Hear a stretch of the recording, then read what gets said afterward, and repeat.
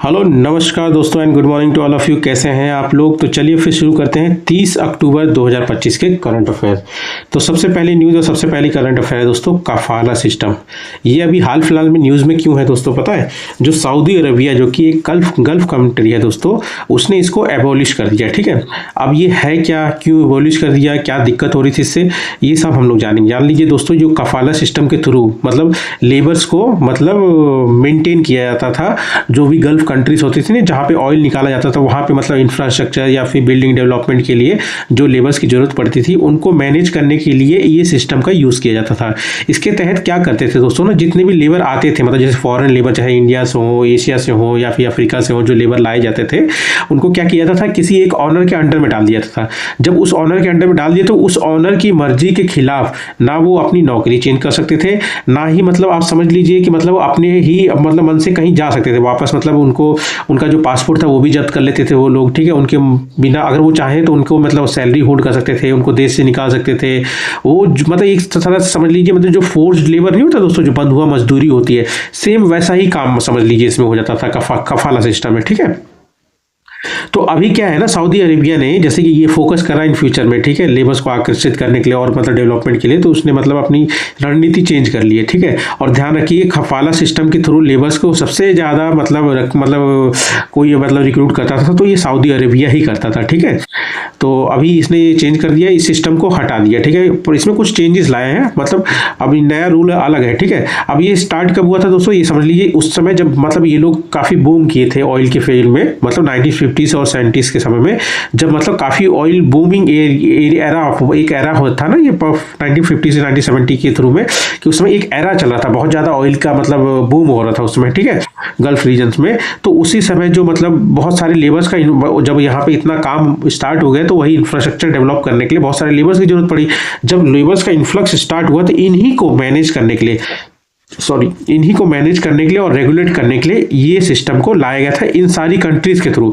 इसमें जैसे लेबनान हो गया, जॉर्डन हो गया, उसके बाद आपका ये गल्फ में आपका ये सऊदी अरेबिया, ये सब इस चीज़ का यूज़ करते थे। ठीक है, अब ओल्ड वाले में तो वही मैंने जो आपको बताया सेम वही है, मतलब एक जो कंडीशन आती थी इसमें दोस्तों एकदम ऐसा लगता है जैसे फोर्स्ड लेबर वाली सेम कंडीशन।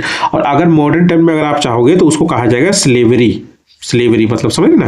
अब नया वाले में क्या बोला गया है दोस्तों, नए वाले में कुछ रूल रखे गए हैं कि मतलब कोई भी मतलब इंसान जो भी फॉरेन लेबर होगा वो अपनी मन से मतलब जॉब को चेंज कर सकता है। ऐसा नहीं कि उसको उस ऑनर की जरूरत पड़ेगी। ठीक है, क्योंकि पहले क्या था, उस ऑनर की मर्जी के खिलाफ वो जॉब चेंज नहीं कर सकता। वो ऑनर चाहे तो उनको मतलब देश से निकाल सकता था, उसकी सैलरी होल्ड कर सकता था, चाहे जो करवा सकता था उससे, क्योंकि पासपोर्ट होल्ड करके रखता था, है ना। तो अभी क्या है, माइग्रेंट वर्कर जो है उनको ये अलाउ कर दिया है कि वो अपनी जॉब को चेंज कर सकते हैं बिना अपने मालिक की परमिशन के।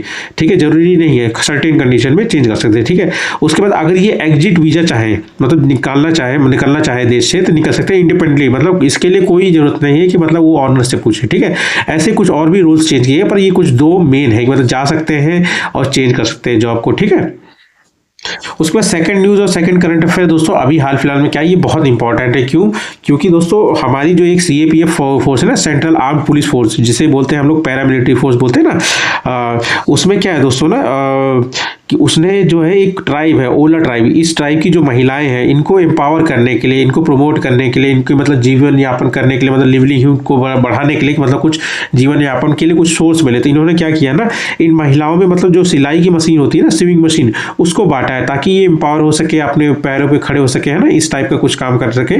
तो उसके लिए यही जो मतलब कॉन्सर्ट बटालियन है एक आसाम राइफल की, उन्होंने इन्हीं वुमेन्स को जो कि ओल्डर ट्राइब्स के, उनको मतलब सिलाई मशीन मतलब भेंट दिया है। ठीक है, अब ये चीज़ किस लिए किया गया है, ये चीज़ किया गया है एक ऑपरेशन सद्भावना के तहत। आज ऑपरेशन सद्भावना दोस्तों 1998 में स्टार्ट हुआ था, और ये 1998 में स्टार्ट ही इसलिए किया गया था जहाँ पे मान लीजिए लड़ाई वाली इलाके नहीं होते, जैसे कॉन्फ्लिक्ट वाला एरिया हो गया या फिर मान लो रिमोट लोकेशन हो गया। ठीक है, वहाँ पे जो लोग रहते हैं उनके जीवन यापन को मतलब डेवलप करने के लिए, बढ़िया मतलब उनके लिए व्यवस्था करने के लिए मतलब ऑपरेशन को चलाया गया था। ठीक है, इसी के तहत मतलब ये सिलाई की मशीन मतलब खोंसा बटालियन के मतलब आसाम राइफल की इस बटालियन ने वुमेन्स को, इस ट्राइब के, ओलो ट्राइब के वुमेन्स को भेजा है। ठीक है, अब इसमें देख लीजिए थोड़ा सा ओला ट्राइब के बारे में। ओलो ट्राइब क्या है दोस्तों, ये अरुणाचल प्रदेश की ट्राइब है और कुछ यहाँ पे मतलब ऐसे ही ट्राइब मतलब ये सेम ओलो ट्राइब आपका म्यांमार में भी मिलता है, ठीक है, काफी सटा ही तो हुआ एकदम से, ठीक है।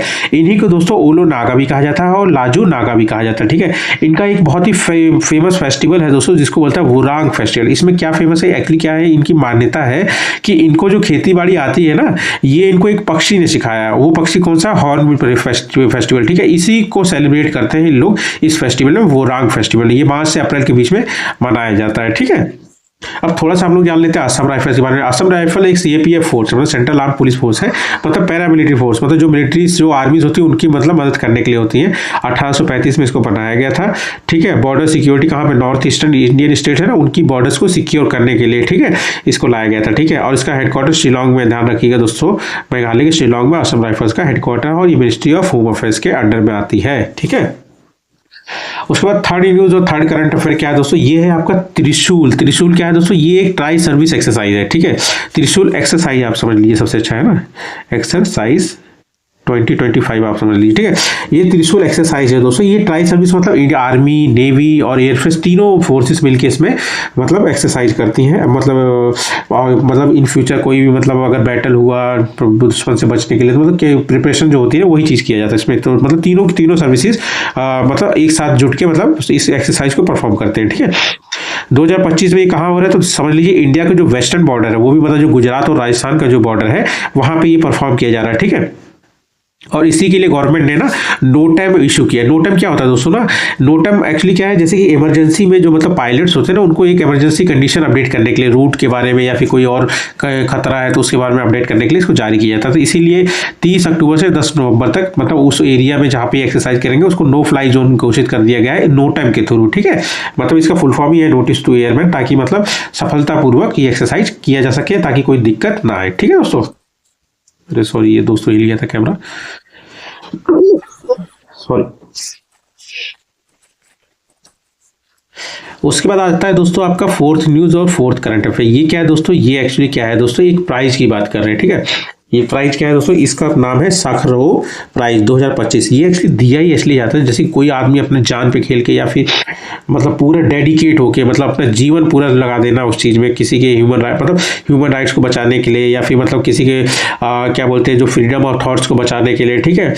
काफ़ी वीरता पूर्वक मतलब जो जर्नलिज्म या पत्रकारिता करता है ना उसको दिया जाता है, ठीक है। इस बार किसको दिया गया दोस्तों, अंड्रेजेव पूजो बट, ये बेलारूस के हैं, और मजिया अमगला बेली, ये थोड़ा सा वर्ड में मेरे को थोड़ा सा आ रहा है दोस्तों, ठीक है, जॉर्जिया, ठीक है। इन दोनों को मिला इस बार इसके लिए, ठीक है। इनका बस इसी प्राइज दिया था जो लोग मतलब अपनी लाइफ को मतलब लोगों के ह्यूमन राइट्स को बचाने के लिए, उनके फ्रीडम्स ऑफ थॉट्स को बचाने के लिए मतलब कर देते हैं, पूरा जीवन यापन कर देते हैं, उन्हीं को कहा जाता है करेजियस जर्नलिस्ट, मतलब वीरतापूर्वक पत्रकारिता करने वाले लोगों को दिया जाता है, ठीक है। इसकी प्राइस मनी क्या है दोस्तों, प्राइस मनी है 50,000 यूरो। यूरो मतलब आप समझ लीजिए 1 यूरो में 102.57 रुपीज़ होता है, ठीक है। उसके बाद आता है पांचवा न्यूज और पांचवा करंट अफेयर। ये क्या है दोस्तों, ये है आपका एक सैटेलाइट के बारे में बात हो रहा है, CMS-03, ठीक है। इसका वेट है 4400 kg। ये समझ लीजिए इंडिया का सबसे हैवीएस्ट कम्युनिकेशन सैटेलाइट है दोस्तों, जो कि इसरो द्वारा लॉन्च किया जाएगा, ठीक है। इसका एक और नाम है, उसका अदर नाम है GSAT-7R, ठीक है। इसको लॉन्च किसके द्वारा किया जाएगा, तो ये किया जाएगा दोस्तों LVM लॉन्च व्हीकल मार्क 3 के द्वारा लॉन्च किया जाएगा, रॉकेट है, ठीक है। और कहाँ पे लॉन्च किया जाएगा, जियो सिंक्रोनस ट्रांसफर ऑर्बिट, मतलब ये ऐसा ऑर्बिट है जहाँ से मतलब जिस ऑर्बिट में आप भेजना चाहे वहां पे भेज सकते हैं, ठीक है। और उसके बाद आपको ये कहाँ से लॉन्च हुआ, तो ऑब्वियस सी बात है सतीश धवन स्पेस सेंटर श्रीहरिकोटा आंध्र प्रदेश में है दोस्तों, वहाँ से लॉन्च किया जाएगा। और ये क्या करेगा, ये मेनली जो लॉन्च किया जा रहा है, ये लॉन्च किया जा रहा है इंडियन नेवी को जो कम्युनिकेशन सर्विसेज प्रोवाइड करने के लिए इसको लॉन्च किया जा रहा है, ठीक है। और इसको लॉन्च कब किया जाएगा, तो आने वाले 2 नवंबर को लॉन्च किया जाएगा, ठीक है दोस्तों। ठीक है दोस्तों, तो यही थे आज के करंट अफेयर। मिलते कम, वीडियो अगर अच्छा लगे प्लीज सब्सक्राइब करें। Thank you.